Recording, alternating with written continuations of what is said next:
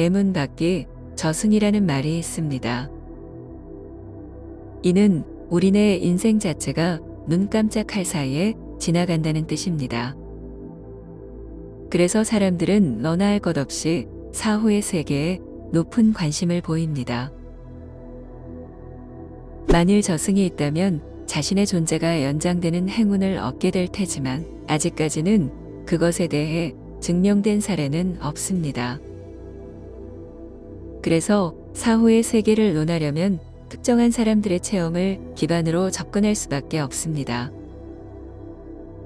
그렇듯 지금부터 논하는 신에 관한 얘기는 철학적으로 따져본 개인적 견해임을 전제로 합니다. 그렇다면 저승은 과연 실제할까요? 여기에 대한 답을 내리기 위해서는 유물론의 한계부터 짚어봐야 합니다.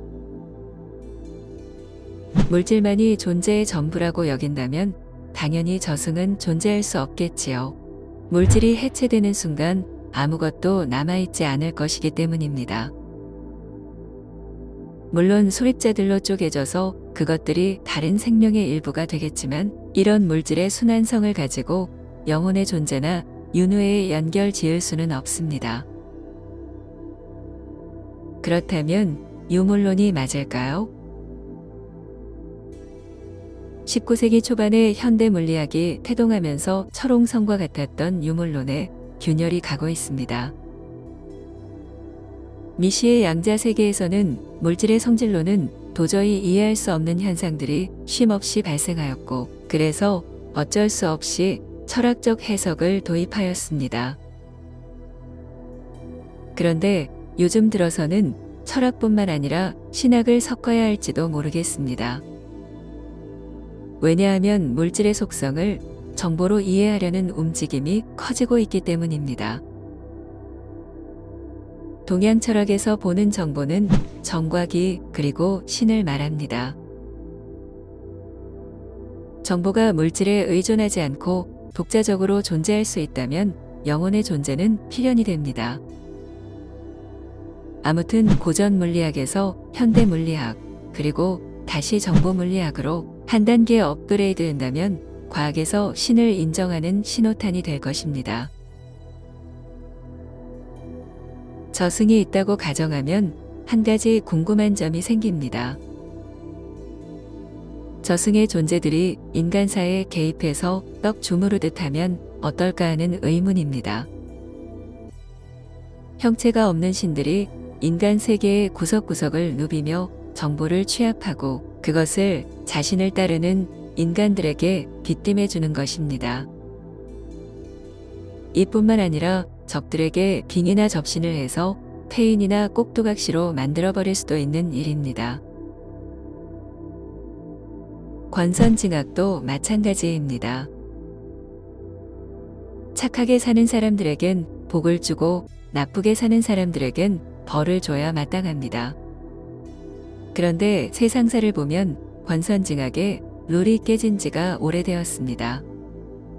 대개 처세술에 능통하고 욕심이 과한 사람들이 피라미드의 상층부를 차지하게 되니까요. 심지어 누가 봐도 사악한 사람인데도 평생을 호의호식하며 잘 사는 사람들도 꽤 많습니다. 그러다 보니 무신론자 사이에선 하나님이 있으면 저런 악당들을 그냥 놔두겠느냐는 비판이 쏟아집니다. 이에 대해 신도들은 하나님만의 어떤 뜻이 있을 것이라고 말합니다. 인간들이 치고받고 싸우면서 성장하는 것을 바란다는 해석도 있고 인간들이 저지른 죄인이 자업자득이라는 의견도 있습니다. 또는 이미 구원의 길을 제시했으니 하나님이 할 일은 다 했다는 말도 덧붙입니다. 이에 대해 불교에서는 인과론을 통해 인간들이 쌓은 업보가 돌고 돌면서 역사를 일으킨다고 말합니다. 따라서 현 사회의 모순은 과거에 지은 업의 결과이니 현생의 업을 잘 쌓아 미래를 도모할 것을 가르칩니다. 그렇다면 여기서 좀 더 냉정하게 의문을 가져봅시다. 하나님이나 부처님 아니면 높은 힘을 지닌 천신들이 정말로 이상에 열거한 이유 때문에 인간사에 직접적인 개입을 하지 않는 것일까요? 만일 개입한다면 세상이 어떻게 바뀌게 될까요? 신이 인간사에 개입하는 사례는 무속에서 빈번합니다. 무속은 인류의 태동과 그 역사를 함께하는데 서양에서도 주술사나영매, 퇴마사 등의 직업으로 여전히 활개를 치고 있습니다. 무속의 신은 오지랖이 넓은 건지 귀신 문제뿐만 아니라 인간사에도 구석구석 관여합니다. 정보력이 좋은 신은 가정사는 물론이고 경제나 정치까지도 관여해 코치를 해줍니다. 그러다 보니 가끔씩 매스컴에서 굿이나 점술, 풍수지리 등에 얽혀 구설수를 타는 유명인들이 등장하곤 합니다. 그렇다면 신이 인간사에 개입하면 어느 정도의 효력이 생기는 것일까요? 만일 그 힘이 생각보다 크다면 세상의 지도자들은 무속인 참모를 하나씩 둘 수도 있을 것입니다. 사실 무속의 점술은 일정 수준의 효력이 있는 것이 맞습니다. 대체로 과거사를 맞추는 확률이 높고 미래사는 과거보다는 못하지만 그래도 사람들의 추론보다는 확률상 좀 더 나은 면이 있습니다. 그러니 점집이 없어질 수가 없는 것이지요. 하지만 점술의 한계는 분명히 있습니다. 그것은 바로 인간의 역사를 바꿀 정도까지는 힘이 미치지 못한다는 사실입니다. 다시 말해 특정 케이스를 제외하고는 개개인의 운명에 직접적인 영향을 줄 수 없다는 것입니다. 따라서 무속의 점괘는 참고사항 정도로만 활용하고 정작 중요한 판단은 본인 스스로 내려야 합니다. 그렇지 않고 용하다는 점술에 계속해서 의지하다 보면 패가 망신하기 십상입니다. 이런 면을 보면 무속에 관계된 신들이 인간의 삶과 역사에 개입하는 데에 분명 한계가 있음을 알게 됩니다. 다시 말해 인간사에 미치는 신의 힘이 인간보다 못하다는 사실입니다. 그렇다면 무속의 신들보다 월등한 지위와 힘을 지니고 있다는 천신이나 종교신들은 어떨까요? 이들은 막강한 힘이 있음에도 상기기술한 이유들로 인해 인간사에 개입하지 않는 것일까요? 종교가 수만 가지인데 그렇다면 그 많은 종교신들이 모두 인간들이 스스로 문제를 해결하라며 방관만 하고 있는 것일까요? 신이 인간사에 힘을 제대로 쓸 수 없는 이유는 몇 가지가 있습니다. 첫 번째는 물질 세계에서는 물질의 법칙이 중심이라는 사실입니다. 그러니 신의 힘이란 한정될 수밖에 없습니다. 두 번째는 신이 인간의 정신에 개입해 영향력을 발휘하는 데에도 한계가 있게 됩니다. 사람에 따라 빙의나 접신 등으로 영향을 줄 수 있지만 그건 역시 특정한 사람에 한해서입니다.